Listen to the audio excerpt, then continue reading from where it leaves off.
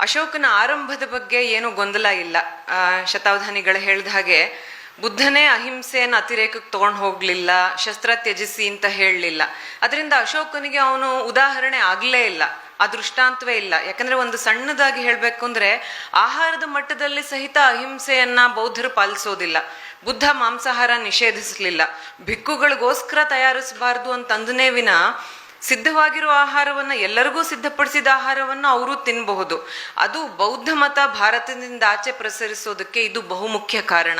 ಒಂದು ಪಕ್ಷ ಜೈನರ ಹಾಗೆ ಅಹಿಂಸೆಗೆ ಆಹಾರದ ಮಟ್ಟದಲ್ಲೂ ಕಟ್ಟು ಬಿದ್ದಿದ್ರೆ, ಜೈನ ಮತ ಹೇಗೆ ಭಾರತಕ್ಕೆ ಮಾತ್ರ ಸೀಮಿತವಾಗಿದೆಯೋ ಬೌದ್ಧಕ್ಕೂ ಅದೇ ಆಗಿರೋದು. ಇನ್ನು ಶಸ್ತ್ರ ತ್ಯಜಿಸೋದಕ್ಕೂ ಅಷ್ಟೇ. ಅವನ ಕಾಲದಲ್ಲೇ ಬಹಳ ಸಂಘರ್ಷಗಳಾಗ್ತಿತ್ತು. ರಾಜರು ಮಗಧದವರು ವ್ರಜಿಗಣವನ್ನ ಆಕ್ರಮಿಸೋಕೆ ಹೋದ್ರು. ರಾಜರಲ್ಲೇ ಸಂಘರ್ಷಗಳಾದ್ರೂ ಅವನು ಯಾವುದಕ್ಕೂ ತಲೆ ಹಾಕಲಿಲ್ಲ. ಯಾಕಂದ್ರೆ ಅವನಿಗೆ ಪುರ್ಸೊತ್ತೇ ಇರಲಿಲ್ಲ. ಅವನಿಗೆ ವಿಹಾರದ ನಿರ್ವಹಣೆನೇ ಬಹಳ ದೊಡ್ಡದಾಗಿತ್ತು. ಈ 100-120 ವರ್ಷಗಳಲ್ಲಿ ನಾವೇನ್ ಮಾಡ್ತಾ ಇದ್ದೀವಿ, ಸದ್ಗುಣಿಗಳನ್ನೆಲ್ಲ ದೇವ್ರು ಮಾಡಿಬಿಡ್ತೀವಿ. ಒಂದು ಪ್ರತಿಮೆ ಮಾಡಿ ಕೂಡಿಸ್ಬಿಟ್ಟ ಮೇಲೆ ಅವರು ವಿಮರ್ಶಾತೀತರು. ಆದರೆ ಬುದ್ಧನಿಗೆ ವಿಹಾರದ ನಿರ್ವಹಣೆ ಎಷ್ಟು ಕಷ್ಟ ಆಗ್ತಿತ್ತು ಅನ್ನೋದು ಅರ್ಥ ಆಗ್ಬೇಕಾದ್ರೆ, ಗಣೇಶರು ಹೇಳ್ದಾಗೆ ರಾಹುಲ್ ಸಾಂಕೃತ್ಯಾಯನರ ವಿನಯ ಪಿಟಕ ಇದೆ. ಪಿಟಕ ಅಂದ್ರೆ ಬುಟ್ಟಿ. ಅವರ ನಿಯಮಗಳನ್ನೆಲ್ಲ ಒಂದು ಕಡೆ ಸಂಗ್ರಹಿಸಿದ್ದಾರೆ.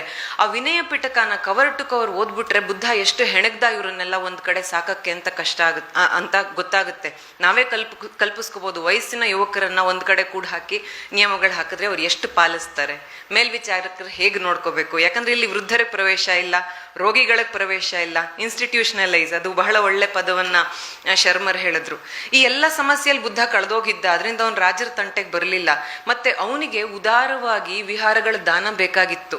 ಅವನು ಇವರದಕ್ಕೆ ಮೂಗು ತೋರಿಸಿದ್ರೆ ಇವನಿಗೆ ಬರುವ ಗ್ರಾಂಟ್ಸ್ ತಪ್ಪಿ ಹೋಗೋ ಭಯನೂ ಇತ್ತು. ಇದನ್ನೆಲ್ಲ ಅಲ್ಲಿ ಶ್ರೀಲಂಕಾದ ಭಿಕ್ಕುಗಳು ಬಹಳ ಚೆನ್ನಾಗಿ ಹೇಳ್ತಾರೆ. ನನಗೆ ಸಾಧಾರಣವಾಗಿ ಕ್ಷೇತ್ರ ಕಾರ್ಯದಲ್ಲಿ ಏನಾಗುತ್ತೆ, ಐತಿಹಾಸಿಕ ವಿಷಯಗಳಿಗೆ ನಮಗೆ ಮಾಹಿತಿ ಸಿಗೋದಿಲ್ಲ, ನಮ್ಮ ಭಾವ ಘನಗೊಳ್ಳುತ್ತೆ. ಅಲ್ಲಿ ನಮಗೆ ಆ ಕಾಲಕ್ಕೆ ನಮ್ಮ ಕಲ್ಪನೆಗೆ ಒಂದು ಆಧಾರ ಸಿಗುತ್ತೆ. ಭಾವದಲ್ಲಿ ನಾವು ತುಂಬಾ ಗಟ್ಟಿಗರಾಗ್ತೀವಿ.